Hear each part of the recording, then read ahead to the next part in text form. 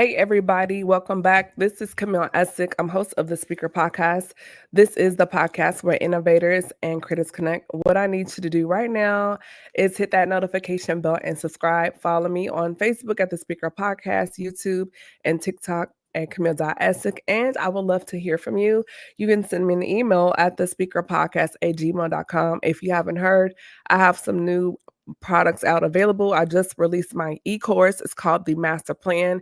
It is available on my website as well as my latest e-projects, my ebook, Women Empowered Unleashed, and my On the Air. It is a great digital product for podcasts and digital creators. You can go right now to CamilleAssick.com and grab those things. Without further ado, the Belangers are back. I'm super excited to have them here. Welcome back, family. Ooh, it's so good to be with you. Yeah, thank you for having us again, baby. No problem. And those that don't know who you are, please introduce yourselves to the audience. Sure, ladies first, right? Well, I guess so. Lady Ty Bellinger. We are in the big old state of South Carolina. Summerville, South Carolina, to be exact. Where I am the wife of this young man here, who's my pastor and husband of First Fruits Community Church in Somerville. Got to give it up for them. The First Fruits Community Church in Somerville. I'm a mom. I'm a sister. I'm a daughter. I'm a wife. I'm a first lady. Good wife. Good wife. Real good wife. You're sweet. You're sweet. But so disclaimer, audience listeners, if you have not been on here with the Bellingers, it is comedy from beginning to end. Not so much Lady Ty, but yeah. So just to put that out there. Yeah. And this is why I praise so much. And I'm Pastor Bellinger, her husband, pastor of First Fruits Community Church. And I'm just excited to be here. And what an honor. Like, if you're not following Camille Essick right now, you're way behind the ball. You need to follow her on all the platforms. I think you got about 10,000 plus downloads on your podcast. Like, almost. She's doing her thing. Y'all need to follow her now. If not, I'm unfriending you when I get off here, because you need to follow this woman of God. She is going great places and doing great things. So, Camille, it's an honor to be here with you. Thank you, sweetie. Thank you so much. I'm almost there. I am 632 downloads away. So, okay. Come on. You know, we got to stay on top of those statistics. You know, that's right. Because I'm like, you never know. Somebody could walk up to you, and you got to be able to spit it out. So, yes, I actually had someone ask me, and I always practice what they call the elevator pitch. And I was able to just do it. And they were just like, oh, wow, like you really, I was like, yes, I better know, Exactly. That's right. So I'm just excited and thankful. I think since the last time y'all were here, I've been picked up by Amazon Audible. So now I'm streaming on Amazon Audible as well. And we're streaming in 49 countries and 952 cities. So we are working on it. 952 cities. Okay. We bow down to the Lord and you, because you're doing your thing. Look at you. Oh God, yes. But it's not about me tonight. It's about y'all. So there's some things I want to hop right into, just because marriage and ministry can be a very fine line to walk, and just really understanding as far as being married. I guess my first question to y'all will be is, how do you balance your marriage and ministry, and you're not giving each other what's left over after church? Wow. Leftovers are good. Oh wow, how do you balance that? Well, I mean, I think it's really being mindful, intentional. and very intentional. The reason why I say that is because, like, I feel like there's this conversation in marriage around balance. But I don't always feel like there's always a correct balance all the time, in a sense. Like, there are going to be more times where I have to be more pastor than husband, right? Or vice versa. And so I think it's just being very mindful and being very intentional and listening to like the cues and the clues from your woman or your spouse, because, there's sometimes she'll just say, hey, look, we need to spend a little bit more time together. It's been a little while since we did this. And then I might like, oh gosh, all right, let me pause, move everything out of the way and make that happen. So, mindfulness, like in intentionality. My thing is intentional. Like I totally agree with the whole balance thing. My rule of thumb though is when I'm there, I want to be present. I can't be everywhere all the time, helping everybody all the time. When I am with him, I want to be with him. I don't want to be with him and the phone, him and the members, sometimes with the kids, but you know what I mean. I want to be present in every moment that we do get time together, because like you said, there are times that I do have to say, okay, he's got to do this, or I have to do this, and I have to give more attention to the kids or give more attention to this ministry or that thing. But whatever I'm doing, I just try to be really present in what I'm doing. And I think that's something we had to learn. Yeah, that's not something we just got like this. Right, 21 years. Like, yeah, that's something it's still kind of like learning, right? Because it doesn't mean it's like ever learning. But like you have to always be mindful. You can't just think like, oh, okay, we got this down packed and now move on to the next thing. Like you always have to really be thinking about one another, always really kind of checking yourself, because it's very easy to get caught up in ministry. It's very easy to get caught up in work. It's very easy to get caught up in so many different things. So it's just always being mindful of those. I think that's really key. So because you hear stories about ministries and marriages that kind of break up and fall apart because there's an assumption that certain things are okay, and we're just focused on the marriage, or the ministry, I should say, especially now in the realm of social media, when it's what's looking good on the flyer, what's looking good for the reel, what's looking good for the branding of the ministry versus the purpose of your marriage, and understanding that just because you look great, in public, but are we aligning with our assignments behind closed doors and not just for the ministry? Because that's one component of you. Like there's so many other parts of you if you're working in corporate America or if you're an entrepreneur. And so us as humans, we're so multifaceted. How do you really appreciate the person? And I don't want to say separate the call or the anointing from them, because that is a part of them, but just dealing with their humanity and not just their divinity. Yes, that's it. That's good. When you were talking, my mind went back to in the very beginning. Our church is 14 years old. So in the very beginning of our ministry, our communication is for the most part pretty good. That's something. Right. I mean, we ebb and flow with that, of course. But from the very beginning, one of the biggest things I had was we were starting a church. He was starting a church. He was called to do this. I believed him. I supported him. But I was his wife. At that time, we had we had our older kids, and we were taking care of my niece and nephew that are our children now, and we're planning. I think we may have had one child at that point. Right. We had AJ. But I was always going to be a mother. I wasn't just going to be first lady and come and sit up in the church and my kids are jacked up somewhere, wherever else. No, he always had to know that I was going to be their mother. I wasn't going to have my assistants taking care of my kids, and I wasn't pushing them off I was always going to be mom. I was always going to be wife. Yeah. Always. I mean, that doesn't change. I respect him. I don't ever disrespect him, in his role and who he is and his call and his anointing. But I think that that's something that we started in the very beginning. That's right. And we tried our best. Fought for that, fought ourselves basically, or had to like kind of create boundaries and learn how to do that so that people aren't just overstepping that and interrupting like what we're building as a family, as a couple, as dad and mom and all those different roles we play. You have to be able to learn how to set those boundaries, right? Yeah, that's good. And I think that's interesting because I'm a PK. And so by the time I was a teenager, I was really resentful towards the ministry to a degree because I felt like there was so much time and energy placed into being present for the church, and always showing up. But then when I needed my parent, it was assumed that I know the word and I should know XYZ, when it was like I didn't need a minister. I needed my parent.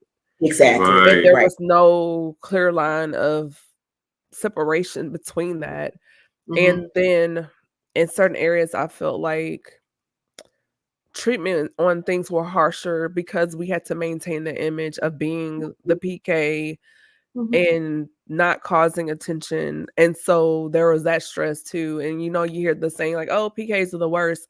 And it's like, it's not true. We weren't doing anything more or less than anybody else's child, but because we have that label, it was just assumed you're supposed to be the perfect kid. Your grades are supposed to, all Mm-hmm. these things. And so by the time I got to my senior year, I already knew I'm getting a scholarship, I'm going to college, and I'm leaving, because that, with like so many other things, I was just absolutely over it.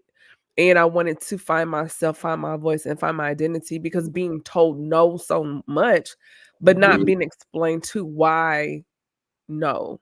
Just Mm-hmm. do what I said, and we don't do this, we don't do that. And so restrictive, but Right. the why behind it, like, why can't I do XYZ? Why can't we go here? Why can't it was just like Yeah. a dictatorship.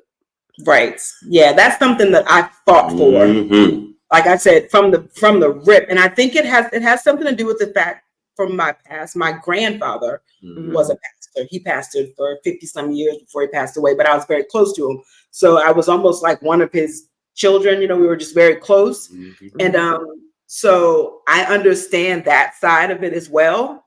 I Right. understand the restrictions and the not understanding why we can't do what we do. And I made it a point till I was like, we're not going to do that with our kids. Like, Yeah.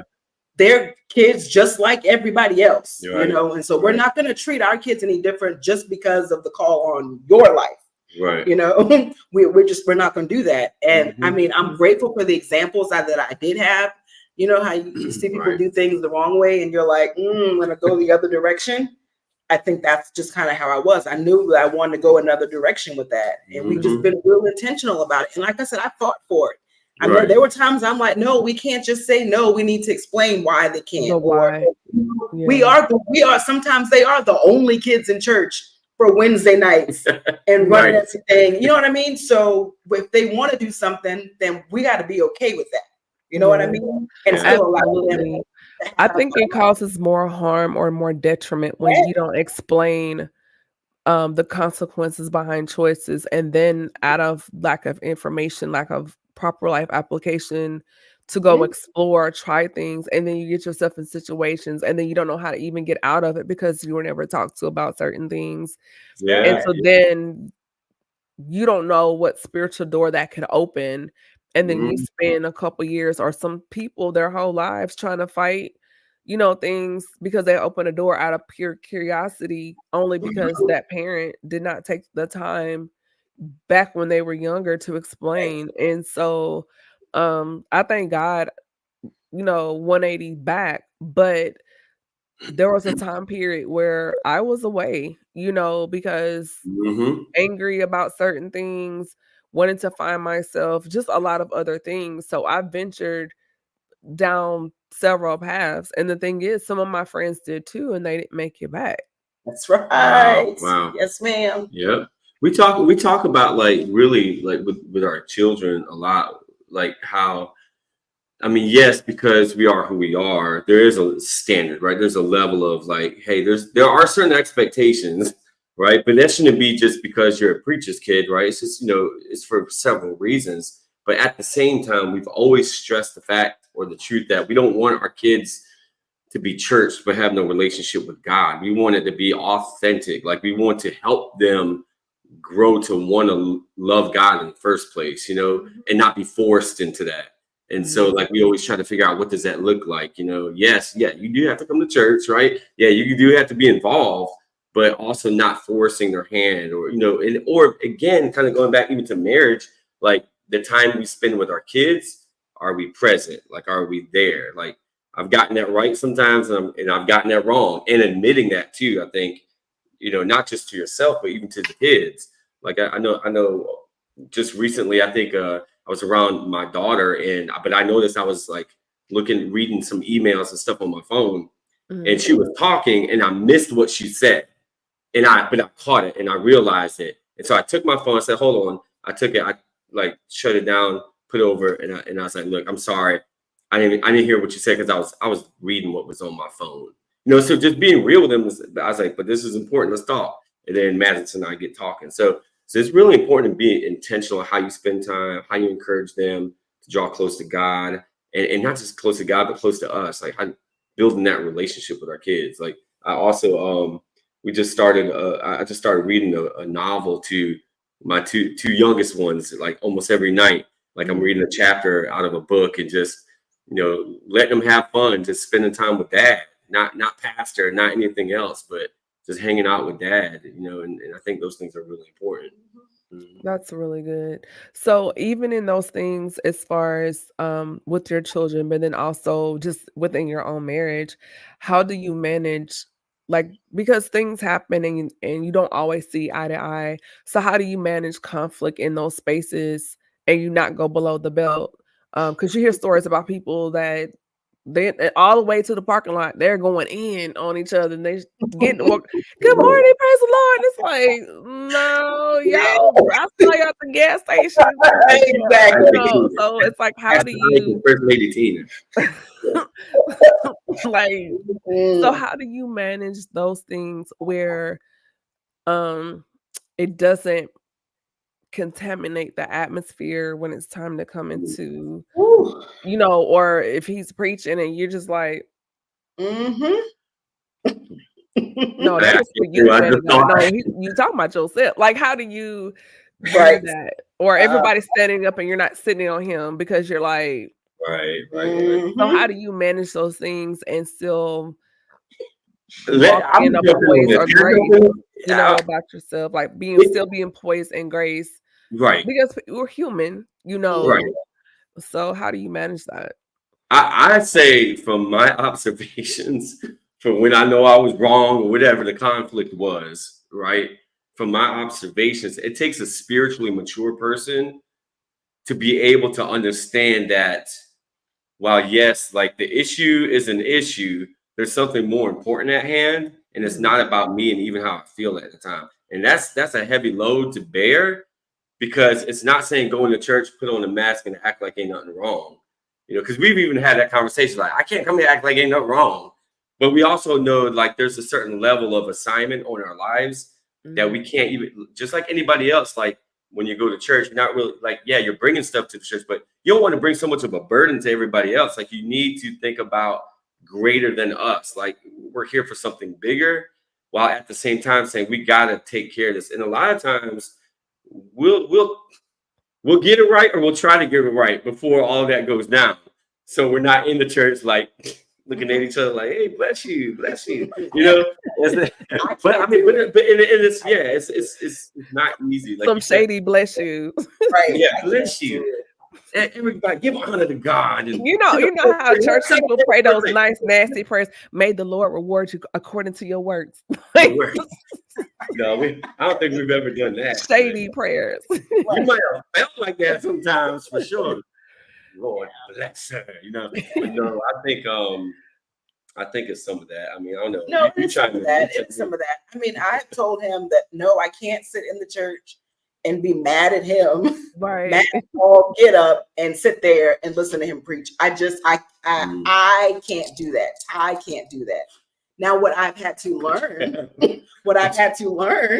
but you have, what I've had to learn is that, what was I reading? I was reading, or maybe I heard someone say this, like when we're so consumed with our life and we allow those things to, he kind of hinted to that, like overshadow, like the call on our lives and the purpose and the fact that it's more about me. It's not just about me. Sometimes I have to kind of humble myself a lot. I've had to humble myself a lot and be like, it's not about my feelings right now. It's not about those things. I'm still a daughter of God, even though I may be upset. I didn't like what he did. I didn't like what he said, but he can't change my relationship with God. So am I going to allow him to make me stay home from church because he made me upset, at home? And I thought about it. Don't get me wrong. I'm not saying I never thought about it. I'm like, baby, you coming to church? You coming to? I thought about it So it's been a tug. There have been times when it was a tug of war. But for me personally, like, I mean, call it spiritual maturity or anything, my relationship with God meant more to me than that particular moment. And it was never, I won't say that it'll never be anything that terrible, but because I don't ever want to say that. But I always prioritize God and my relationship with him over that moment, over that argument, over that, you know, whatever. My relationship with God was more than that. Right. So that's how. And if you don't mind me saying something else too, like just because the anointing falls during a period of time like that doesn't mean that that took care of the issue. So like it could be a fiery service, like the Lord could come in, like people getting saved and delivered, set free. Man, the anointing flowing, right? Because the people needed that. That's right. Right. So what? Then you go back home and act like nothing happened? No, you still got to go home and take care of, you know, and get things right and have, you know, talk and whatever it may be. So absolutely. And I've always heard that the woman is the fragrance of the house. And I've actually many years ago, I was at a ministry where the husband and wife they got into a disagreement that went on for months, to the point where it heavily affected the services, and she would deliberately come in late, you know, and you could feel the tension, and it caused the church to split. Good Lord, I believe it. And that ministry to this day has yet to recover from that. And they're still functioning, but it just never recovered fully from that. And it was bad to the point, like, he was sleeping at church because at home it was so bad. So he was sleeping in his office at church, and I remember telling someone, I said, "Man, it feels like when your parents are fighting." You know, it was terrible. And still trying to have church, but it caused such a division that the church split. And so I think it's really important, like you said. I don't know if, I think looking back on it now, both sides were so big on winning the argument and being right that, you know, it's like, do you want to be married or do you want to be right? There you go. Right. Yes, ma'am. And seeing that at the end, he ended up kind of, I don't want to say folding to her, but she got what she wanted. And it was literally over something now that doesn't even matter. Right. But she was so big on getting her way. She even put the ministry at stake because she wanted what she wanted. And sitting back watching that now, because that happened when I was like in my early 20s, and seeing that now, here I am at my big grown age. It taught me a lesson as far as a wife, what not to do, what resentment can really do, and how it can taint everything around, and even how people interact with him as far as with business or other things because of you. Because the scripture says that when a man marries us and finds us and makes us his wife, there's a favor that comes with that. And I just saw so many things, how pivotal, how critical the role of the woman is in the marriage. And she really, even though he's the head, she really is the neck and can turn everything. And just to really see that, it was like, wow. And to this day, I mean, even then, but after that, I never looked at her the same. Like, I always, there were other things I remember about her, but that's one of like the top. I'm like, wow. Yeah. So I think it has a lot to do with like recognizing your flesh, or, you know, how we say in the church, your carnality, your selfishness, because it's like whatever the tension is always, you can always point it back to something spiritual and carnal. Like one person is selfish, the other person is on track with God, or there's just some type of conflict there. And instead of being selfless, you know, like it's kind of like what you said, like people are in it to win, but it's like marriage isn't about winning per se. It's about like yielding, I feel, to one another, trying to understand one another, grow with one another, learn one another, so that you can accomplish what God's put y'all together for to accomplish, you know? So, you know, whether you're a pastor, whether you're just a married couple, right? I mean, there's purpose in marriage. Like, you don't just marry somebody because, hey, okay, I need somebody. No, like there's purpose behind that person you marry and that relationship that God has now put a stamp of approval on. And so, like, we have to learn to get past the selfishness and be more selfless. And that's what I feel grows a marriage, keeps a marriage, because you're not trying to pick up old stuff and, you know, stab your spouse in the back for something they did a long time ago when you get upset over something, or, you know, it's like really about crucifying yourself every day. That's really good. I always think about the term we hear, weaponizing, you know, those things that you discuss in those private moments and not taking those things and turning them into weapons in times of Mhm. contention or disagreement. Like that's what I call fighting below the belt. And Yeah, even when you disagree, you can disagree, but do so Right. fight right, fair, like fighting fair. right. That's right. And like this is your spouse, first of all. Like why?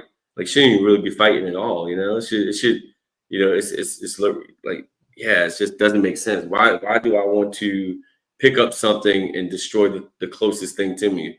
Mm, You know, why do I want to ruin that, risk that relationship? Like, Pride. is that love? You know, It's pride. like real love is gonna break through and be honest and sincere and like work towards overcoming whatever those flaws are within. Because because one thing I done learned is once you get married, oh you're gonna find out all of your flaws. Like most times it's like, oh I know more about you. No, when you get married, like you're gonna know more about yourself than you know now. Like you can be like, oh my God, I thought I was over this, or I thought I was past this, or I thought I was healed from this, or oh I have an issue I didn't even know about. Like thank God, because God put that spouse in your life, it brings it to the surface, but then you got to deal with it. You can't just do whatever you want with it, right? It's actually designed, it's one of God's ways on how he makes us whole. that's good. So this question is for you, Pastor Bellinger. How do you serve her when you're accustomed to always being the one receiving accolades? Like, if that makes sense. Like, how do you mm, keep her lifted up when, because a lot of times the church is always like the pastor, the pastor, the pastor. It's like, but he has a wife too, you know. Yeah. And so, how do you make sure that she's still affirmed and validated and poured into, um, and level that out? Yeah, I'm just laughing because I'm thinking about my memories and stuff and some of the things we've been through. And it's like I can get up in front of the church and be like, oh, you know, let's really like celebrate our first lady. And I do that, of course, authentically. I always lift her up, right? And celebrate who she is and all of those things. But what good is that just in the church? Like, as a matter of fact, it should happen in the church if it's really happening at home, Mhm. not the other way. Like, so like, and I guess what I'm saying is, so then what I'll do is like, okay, let's go spend time together. You know, let me just love up on her. You know, things we've done all these years. Whether it's going out, just I'm a sporadic type of person. So like spontaneously, even the other day we just got up, went down to Daniel's Island, ate at a restaurant, just had a good time laughing at people. I mean, all types of stuff. You know, took a ferry ride, a round trip ferry ride from Daniel's Island to downtown Charleston back in the rain. But so what? I mean, just to have fun, you know, just spend time with her. I think like those are things, you know, just making her laugh, being there with her, you know, whatever it is, you know, just being alongside her. You know, I mean, we're doing something spontaneous literally tonight when we get off this podcast. So it's like that's how we do it. Like I feel like I always try to I'm not always perfect at it, but I always try to show her the value that she has. There's one thing I know and learn, like you gotta speak into the life of your spouse who they are, even if they don't see themselves for that, even if they don't think you're fully that. You gotta say, no, baby. Remember, like, no, you're more anointed than you think, or you have all of this. You gotta know those gifts. You gotta know that person and speak to them and just love up on them. Somebody said, "Oh, how romantic." That's Adrian. That's right. Right. You gotta get romantic with it, brothers. Listen, I'm telling you, don't be churching it up like I did when I first met her. Be calling her, talking about praise the Lord. Now she didn't want to hear no praise the Lord. Leave Fred Hammond where he is. Now I'm like, hey, sexy. What's up, baby? Wait, Joe to see me, please. Exactly. I'm fiending for you. Oh yeah. See, they don't think I know, but let them know, Camille. Y'all go watch the first interview. He has a stamp. Okay, so we're not going down that rabbit hole tonight. So yeah, we're not gonna go there tonight. But yeah, y'all can. Fred Hammond has his time and his place. So does Jodeci. There you go. Right. Yeah. So then my next thing I want to know, as far as for the viewers and listeners, is protecting each other from the church or just the public, because again, social media age, and so it's like people want to know everything, or I wonder if they like ice cream, just just nosy. Everything. And so, or even with things that are not true. So how do you shield each other from the public in church? Because when you are in leadership, you're more so in the spotlight. So how do you manage privacy, and not to be secretive, but just guarding and managing privacy? I demand privacy. I demand it. I mean, there are times where I'm like, I'll say that, and when I say that, I don't mean but I mean, I'm very intentional. I'm like, there's certain parts of our lives. I mean, yeah, we talk about being transparent and how we're relatable, and I thank God for that. That's something that I always want to be. I get that, but that doesn't mean everything about me. You know what I mean? Right. That doesn't mean from the time I wake up to the time I go to bed. That's not what that means. I can be vulnerable with you, but you don't have to know all my business. Thank you. And there's a time and a place for everything. And my personal opinion, social media is not that time nor place, but I know that people are always they're always itching ears. We've been in situations where people have taken things that he's taken his kindness for other things, and I just kind of had to. That's a good way to put it. I have to shut it down. I'm not going to let you destroy who I know he is, because he may have reached out. Saved us all. We are saved us all. That's right. Exactly. The earrings come off. I forgot. Thank you. Don't take the earrings off. Thank you. Yes. That's like Black Woman National Anthem. Listen, I don't know what she take off, but I see her take off in something. I know something about to go down. Shoot. What stand oh my God. Get the car. Get the car. Just go to the car. Exactly. I'm very protective. I guess he's more the social media person in our relationship. Right. So, there are times I'm like, all right, dude, that's enough. Right. Like, but it goes back to like what we're saying, like communications. Like she'll say, like, did you just really post that? Or did you just really share that? And I'm like, yeah, I did. What's wrong with that? And I'm like, oh yeah, okay, delete. So it's just we had to learn these things. Or I had to learn some of that stuff. No, we did. But I like the idea of, because that's just because we are in the public eye, or we're serving people, doesn't mean they have full access. Like again, one of my, who I call kind of like a mentor, like told me, it's like, you invite somebody to your house, right? They come in, but they're not going to go into your bedroom. There's boundaries. You have to set boundaries and figure out what that looks like, and make and not just for us, but for our kids. People crazy out here. Yeah. Man, and yeah. So like we gotta be very careful and just mindful, and I think of how we protect one another. That's good. I think so too. We live in a time where there's such an want to be churchy, but the spirit of offense towards the church anyway. And Mhm. Yeah. there's just people out there that are just looking for a reason to Mhm. throw more accusations. And sometimes we have to be mindful to not give them ammunition, just because we can do something. And it could be like the most innocent thing and from the Mhm. purest intention. And someone can take that special moment and pervert it and turn it into something that it's not.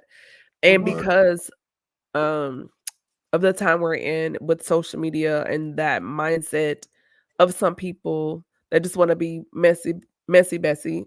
And so it's Yeah. just like monitoring and being careful about what we Mhm. say, how it's interpreted, and sometimes that backspace ministry just let us do its due diligence. So That's right. Yeah. That's Because right. there's like no, and this might sound kind of rough, but it's okay. Like there's no soul, there's no business relationship, there's no profession, there's no hobby more important than your family.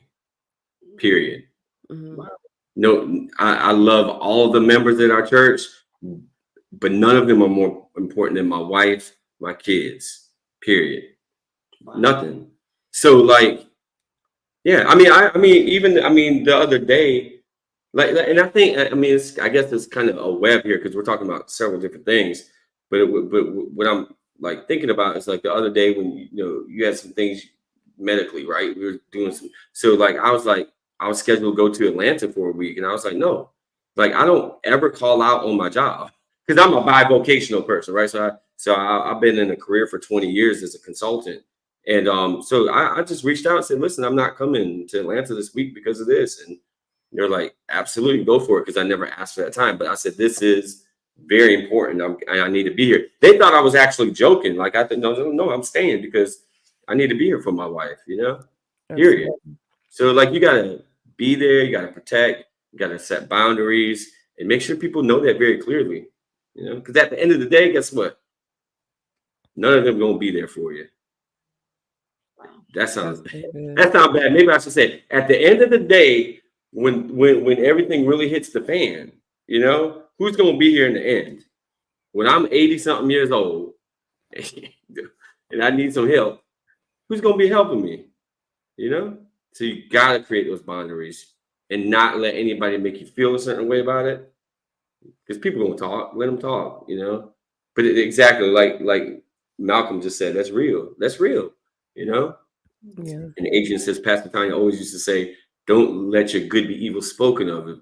Yeah, so that goes back to the guarding, right? I was just teaching that the other night too.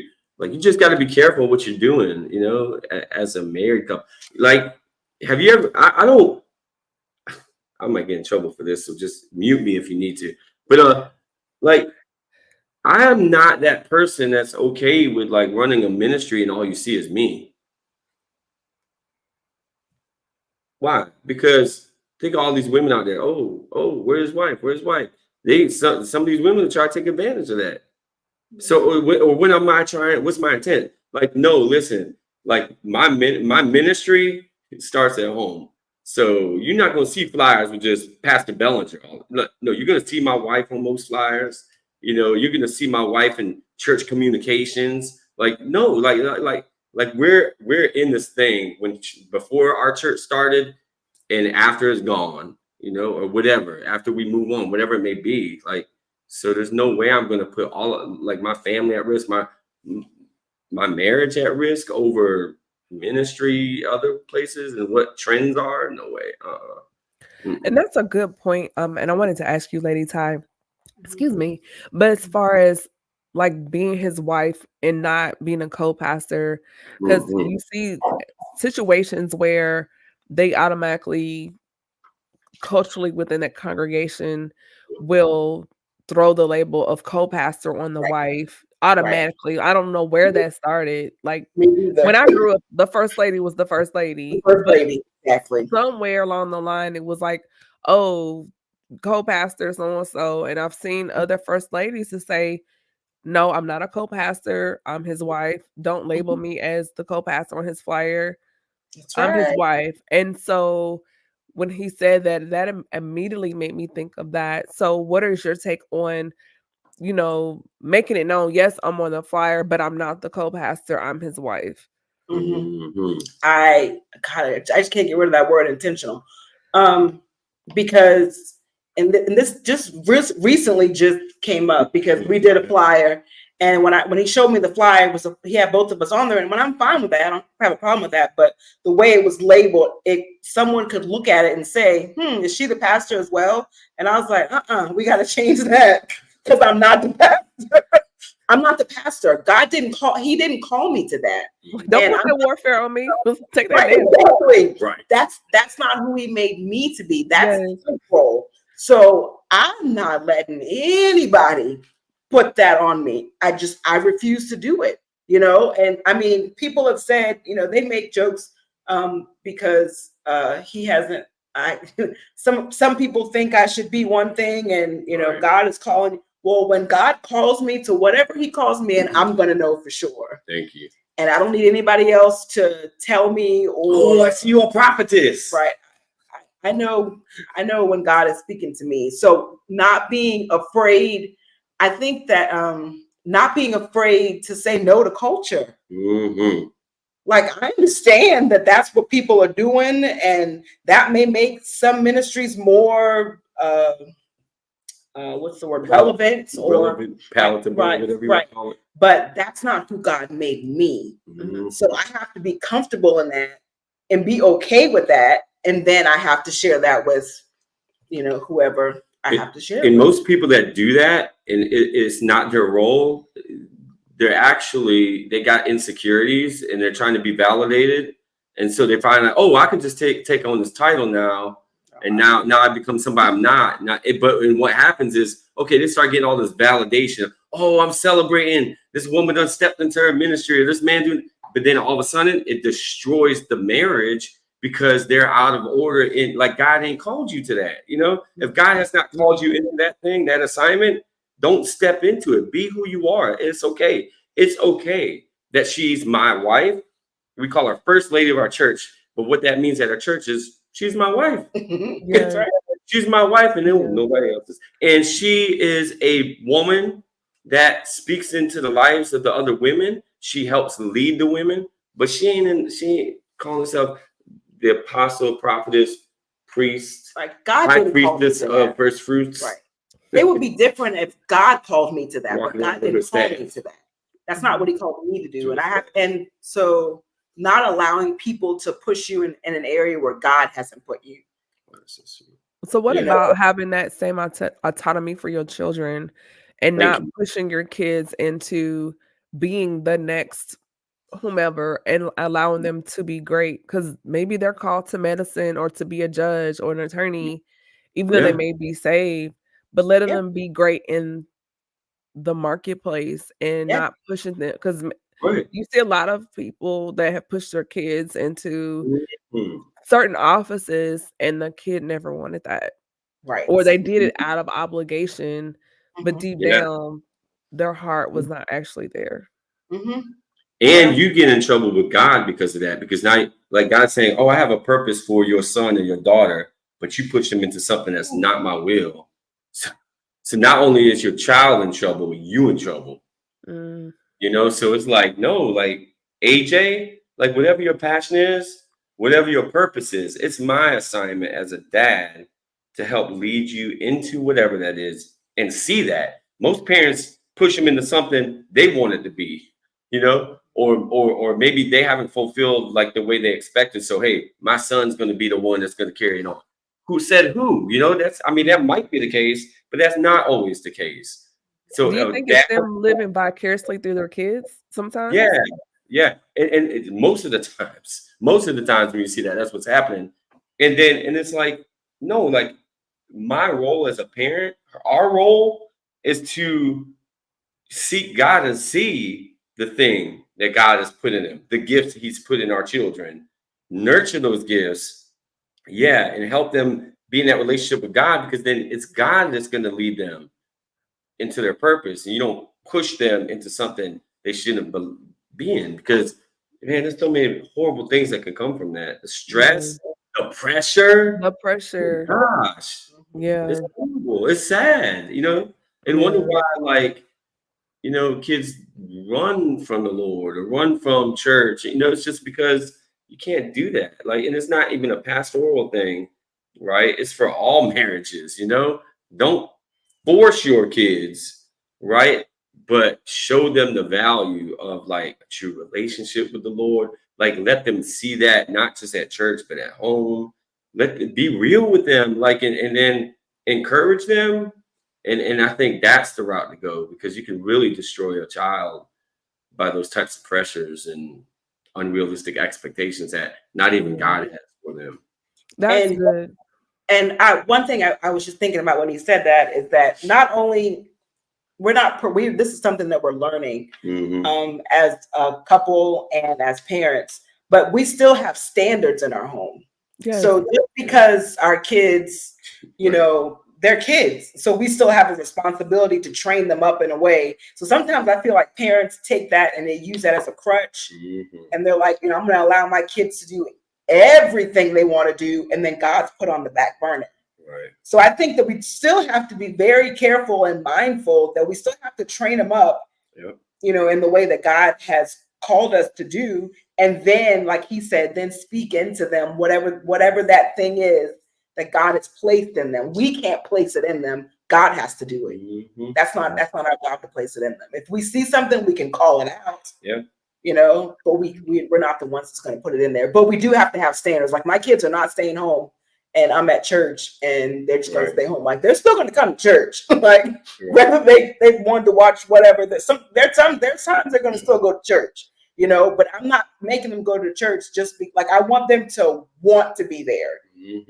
I don't want to just force them. I want them, like you said, I want them to actually want to participate, and like I said, they're kids. So they're going to go through all types of emotions and feelings and all those types. That's fine. I want them to be kids, but I still have to train them. And I can't use that as a crutch. That's right. Yeah. Understood. So this is push that in there. I'm sorry. I'm sorry. No, you're good. This is really good. It's just like you were talking and it made me think, like, growing up, there was no option. Like, Saturday night, you had your clothes laid out, ironed, really ready to go. That pressing cone was on the stove. Exactly. It wasn't an option. Yeah. And I think that there has to be a balance. Like I said, there has to be a balance. Like, there shouldn't be a dictatorship, like you said. But again, there still has to be a standard. You know what I mean? It was though, me in my house. We gonna set the law. Right. Yes, it was not a request. Right. Oh, I know. Trust me. And just, but I mean, looking back on it now, when I think about the resume of, because I'm third generation apostolic, so growing up in church, it's like, I think I've done everything in church but preach. And it's like, because we were there, they helped turn the lights on, helped to turn the lights off. I've cleaned bathrooms, I've folded church programs, I've gotten trash up.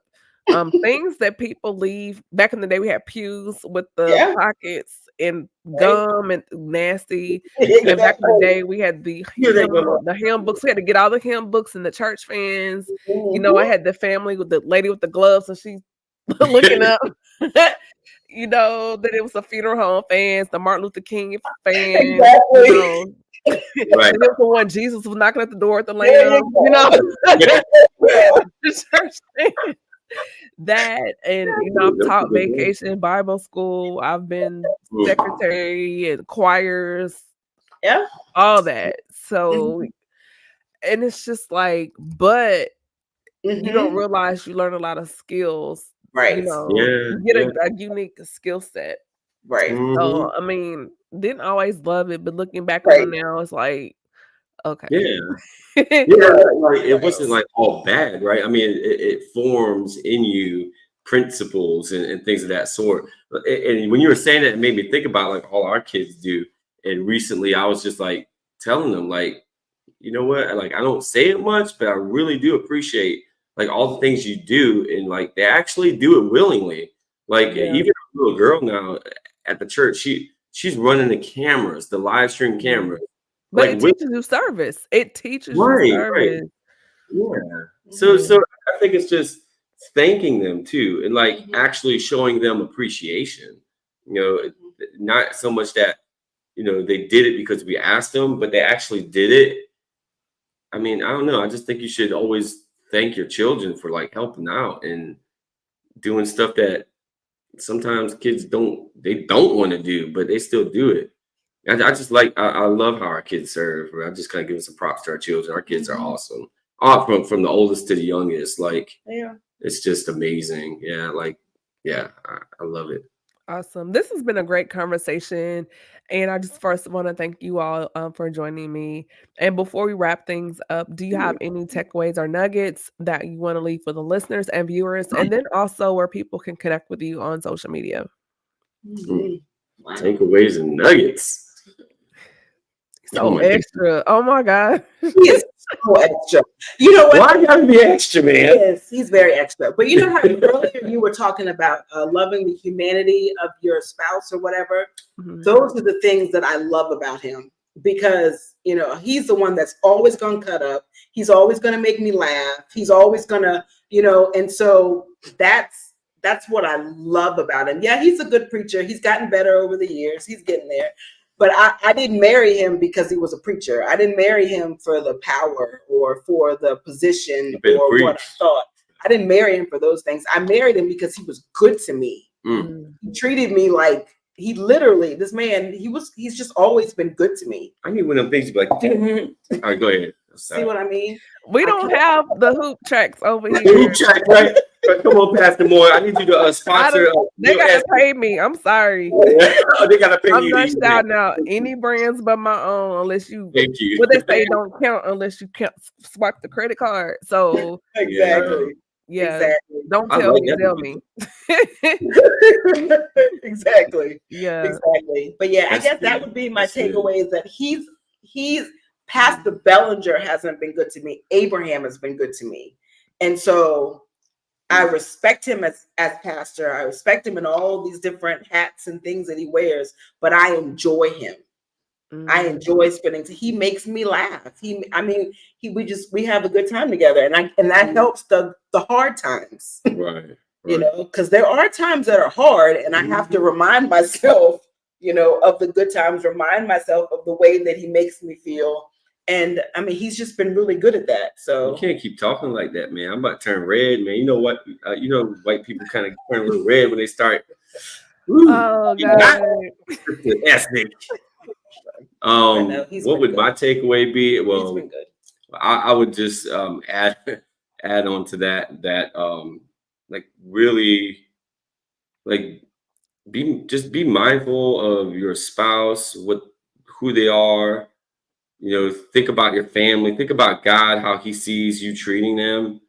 Just always be mindful. That word mindfulness is really key, because the more you're mindful of your behaviors, your actions, your attitude towards your spouse, towards your children, and mindful in the way that you're authentic and open with the Lord to be corrected and get it right, then that's it. Like, always be willing to be corrected. Like, always be willing to make things right, because you're not going to get everything right.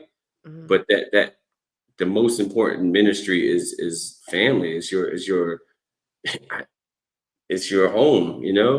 When you gonna go build a church and your house be destroyed?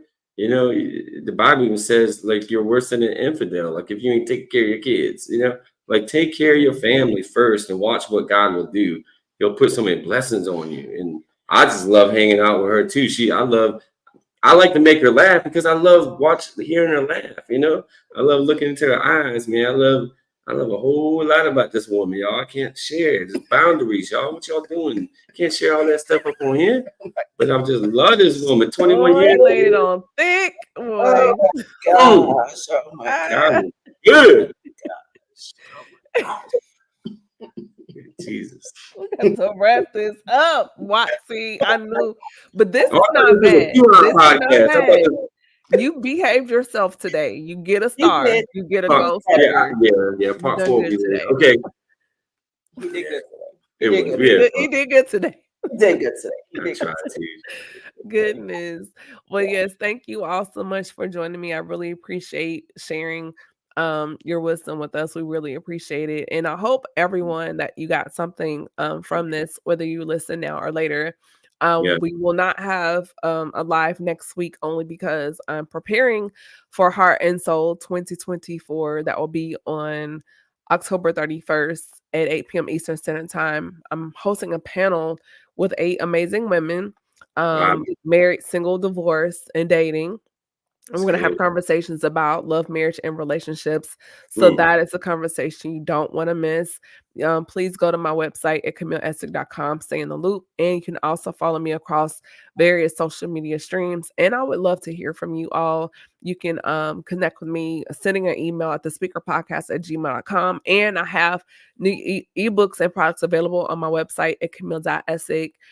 Be sure, if you have not done so, lean on that share button and subscribe as well to my YouTube channel as I work to build it up out here in these digital streets. So with that being said, you all, this is Camille Get her Essick. ebook. Get her ebook. Come on, I got it. So listen, don't. You got to get it. It's not even showing up on the camera, but you know, Women Empowered Unleashed. It is available on my website. Women Empowered Unleashed. It's an ebook. My first ebook specifically for women. I am working on some other things going into 2025. So thank you for the plug. I really appreciate that. Yeah, it's worth it. Very valuable. It's worth it. Thank you all. And you all be blessed. Y'all be safe out there, especially those that live in the Carolinas. And even those in Florida. It's just a lot going on. So keep people in prayer during this time because it's hard to experience things like this right on the heels of Thanksgiving and Christmas. Exactly. Yes. So we want to keep the mental health of others in mind during this time. So you all be blessed. Have a safe weekend. Good night. Good night, y'all. Good night.